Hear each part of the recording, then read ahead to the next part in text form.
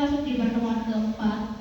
Keempat ini yang hari keempat kita masuk ke kemarin kita udah bahas soal beberapa anatomi basic atau anatomi dasar yang pada saat kelas semua hasil gambar kalian dengan kamu itu tetap dikumpulkan.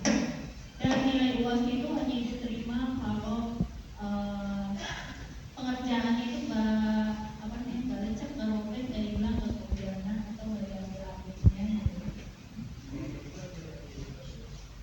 Jangan terlibat dua. Kalau dulu masih boleh, makanya aku selalu bilang bahwa kertasnya itu ditaruh di tempat yang safe. Karena nanti kalian kan kumpulan dari tugas-tugas itu harus dikumpulin lagi. Kalau misalnya nggak ada ya nggak ada nilainya. Nah, kita prosesin praktikum kita sampai nanti IPN pada akhirnya itu jadi nilai praktik kelas. Nah, di pertemuan keempat ini kita akan bahas soal anatomi dulu.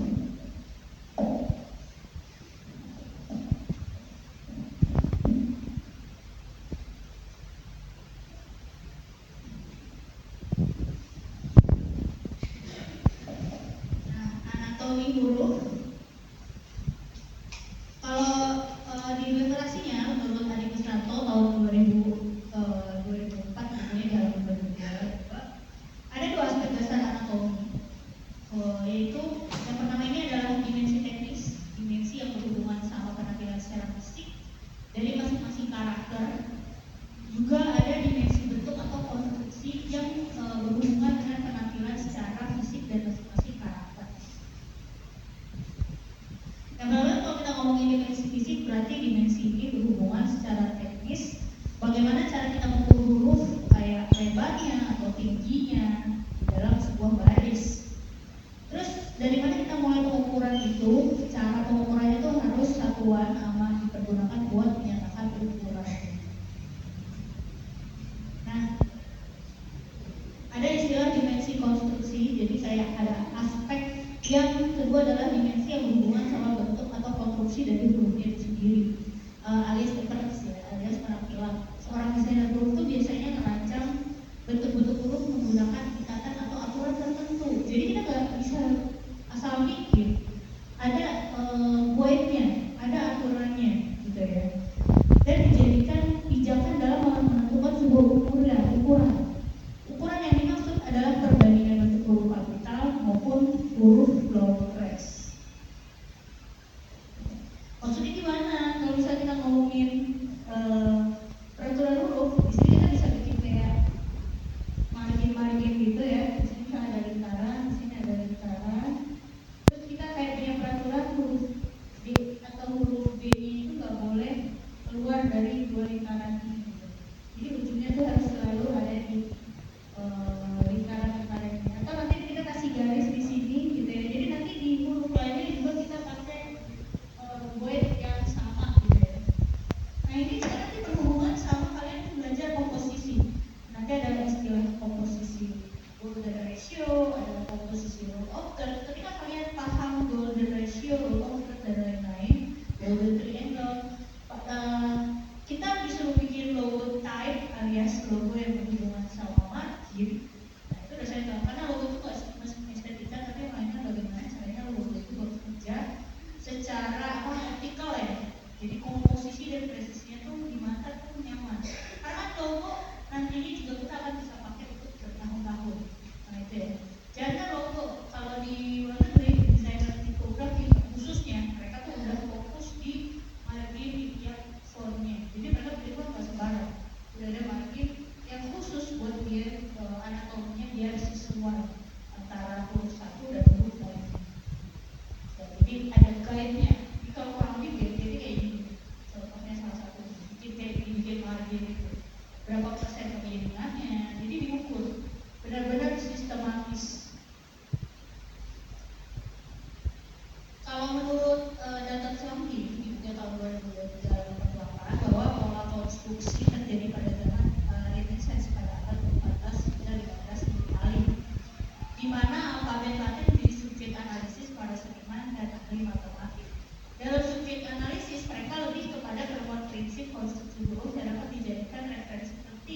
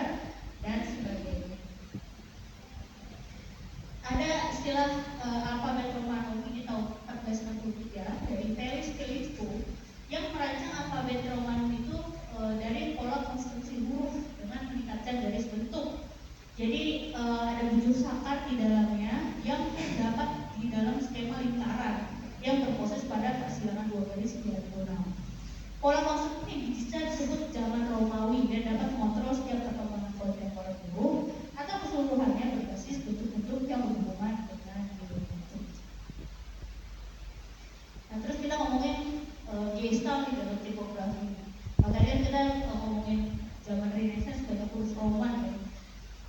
Nah, kemarin kita udah sempat lihat gambar antara harimau dan pohon ya. Harimau, gorila, dan pohon. Nah, itu kan penerapan dari Gestalt. Gestalt itu nggak cuma dari visual bentuk, melainkan tipografi juga ada. Contoh kalau kita kasih gambar huruf A, ya, berarti penerapan Gestalt, salah satu Gestalt kan ada istilah figure and ground. Figure and ground. Nah, figure and ground itu apa Bu? Jadi figure and ground itu adalah figur, ini yang di bagian yang ditebalkan ini adalah figurnya. Sementara yang bagian yang menjadi ruangan atau latarnya ini adalah groundnya. Jadi ketika kita menciptakan sebuah desain menggunakan figure and ground, ini bisa bermain. Backgroundnya bisa punya arti sendiri, nanti figurnya juga bisa punya arti sendiri. Positif negatifnya bisa kalian mainkan. Dan dalam tipografi juga sama. Bisa ada dua huruf dalam satu gambar. Jadi kalian kalau misalnya di sini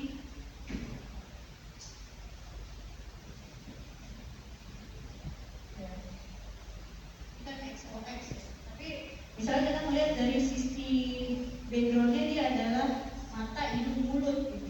Tapi kalau sisi tipografi di figurnya dia XOX. Kelihatan kan ya?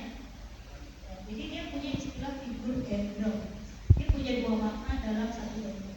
Kalau kita mancingin dari sisi background, berarti dia wajah, mata, hidung gede dan mulut. Tipografi itu hidung. Tapi kalau kita dari tipografi si figurnya XOX, ini background. Ini figurnya. Jadi ada dua makna dalam satu halaman. Itu yang dinamakan dengan istilah figure and ground. Jadi jangan penting sampai kita kalian lagi ngerjain, tolong dong gue pengen revisi di bagian figure and ground itu kayaknya nggak nyaman. Kita harus punya visualisasi yang punya dua arti figure and groundnya. Kan kita lebih.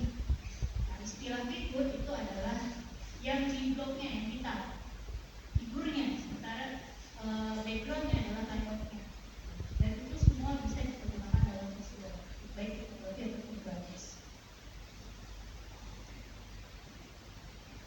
Kembali lagi ke bagian ascender dan descender. Hopefully di sini udah berapa bahwa upline itu kalau ketika huruf kapital pasti semuanya mentok ke di atas upline. Ascender itu adalah batas untuk menentukan mentoknya pattern dan body font. Sementara body font itu selalu ada di dalam slide dan yang menjadi ujung dari body fontnya adalah baseline. Sementara yang sudah keluar dari baseline ini namanya descender. Jadi yang ada ascender yang bentuk D, sementara yang ada descender ini adalah istilah-istilah ini sudah harus bisa dipahami. Lalu ada, nah ini istilah-istilah lagi ya. Ini ada istilah-istilah lagi yang punya pemahaman yang harus dipahami. Berarti kan nanti bakal menggambar lagi istilah-istilahnya harus bisa kalian terapin pada font yang gak boleh sama fontnya. Beda-beda lagi ya. Kalau kemarin nama panggilan, kalau sekarang ID ya, terserah kalian mau pakai ID apa. Dan kita harus paham bahwa ini adalah bagian-bagian dari huruf. Yang pertama ada terminal. Terminal ini bagian ujung tipografi. Kalau misalnya kita tulis di sini huruf R. Nah di bagian ujung-ujung ini namanya terminalnya. Ini adalah istilahnya terminal. Terus kalau misalnya kita ngomongin huruf serif ya, huruf serif itu apa Bu? Nah, kemarin kita udah bahas huruf serif itu adalah huruf yang serius banget, makanya dia punya gap, dia punya kaki-kaki. Misalnya A kayak gini, F kayak gini ya. Jadi ini ada kaki-kakinya. Ada kaki-kaki, ada kayak kaki-kaki kayak gini ya, di belakangnya. Nah ini serif ya namanya. Serif. Dan di serif ini ada di dalamnya struknya. Struknya yang mana Bu? Yang ini istilahnya struk. Ya. Sementara kalau di sans serif dia termalnya bebas ya. Tuh. Ini sans serif. Bukan sans teman yang di boy, ini sans serif.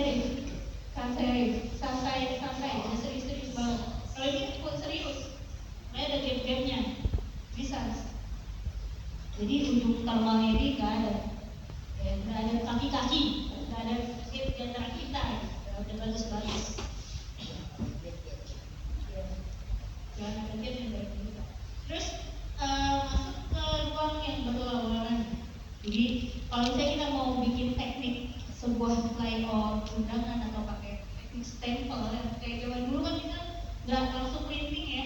Zaman dulu tuh orang penciptaan buku dan lain-lain itu langsung pakai teknik tik alias stempel gitu. Kita harus bisa bedain positif dan negatifnya. Dan sampai itu kalau nanti huruf P nanti dibikin kembali ketika kita stempel hurufnya akan sesuai atau enggak secara cerminan.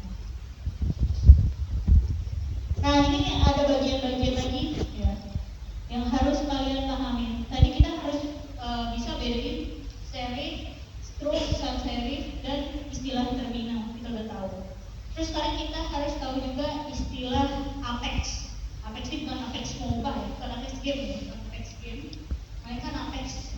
Kenapa Apex itu dibilang Apex? Karena tajam tajam. F, V, M, dan A.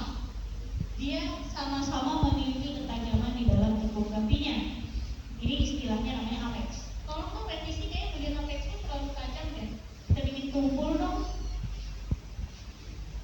Salah. Nah istilah lingkaran ini yang di lingkaran ini istilahnya namanya apex. Ya, ini istilahnya namanya apex. Ini kalau di pelan-pelan dimasukin kepala kok ini istilahnya terminal. Ya ini istilahnya apex. Yang tadi istilahnya figuranto. Ada lagi istilah selanjutnya. Ya.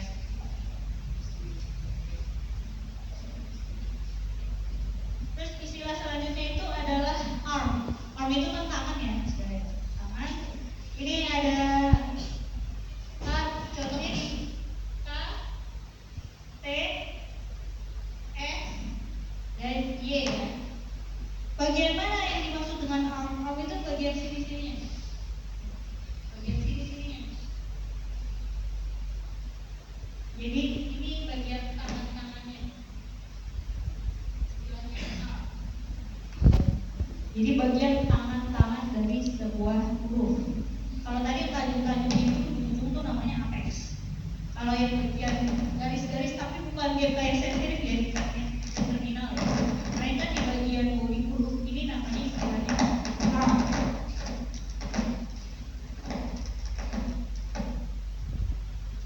Lalu ada lagi istilahnya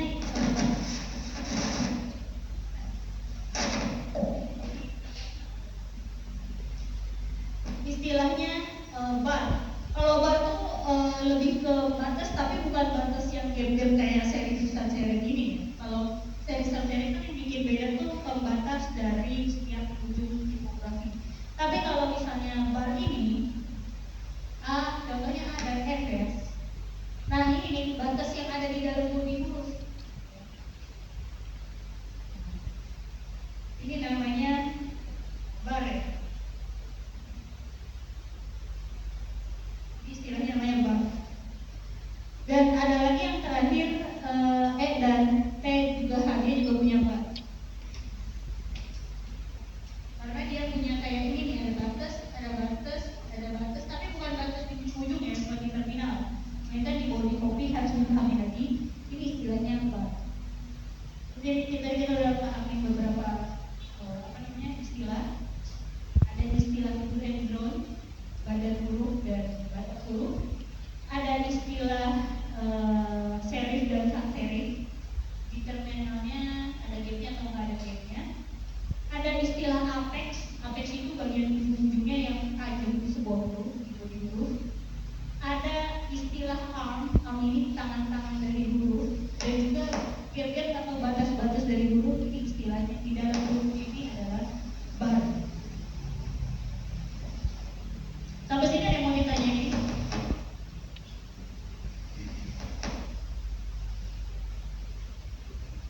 Boleh?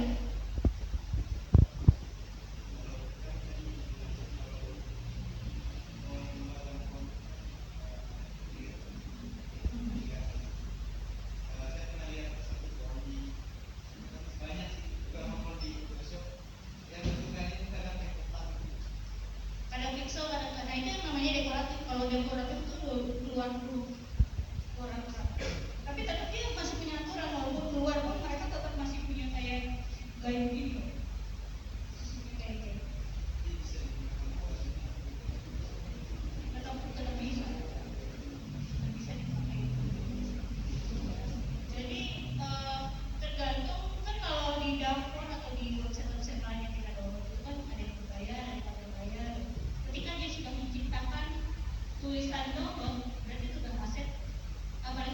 doktrin itu adalah aset yang bisa kita gunakan secara terbuka. Kecuali kalau kita pakai cara-cara metering atau ngambil atau kopas atau niru TikTok, nah itu kan di luar kapasitas desainer dan doktrin, komunikasi nggak selalu harus diperlukan. Nah itu yang nggak boleh. Nah, jadi masalah komersil itu harus dipahami lagi batas-batas atau doktrin. Nah, itu tadi istilah-istilah ya. Ingat lagi sekali lagi ada apex yang paling tajam, ada figur background, badan dan layoutnya, ada series dan series yang bedanya dari terminalnya, ada arm yang tangan-tangan dari hurufnya, ada bar yang batas-batas dari body hurufnya ya. Jadi istilah-istilahnya yang harus dihafal sama kalian. Kalau ini kayaknya kita bakal ke nama panjang. Nah ini juga ada pengelompokan huruf-huruf, ada kelompok-kelompok yang garis tegak lurus, ada tegak miring, tegak lengkung, dan garis lengkung. Lalu kita mainin figur background ya, sekali lagi kita harus pahami bahwa ada negatif positif dari background dan positifnya dari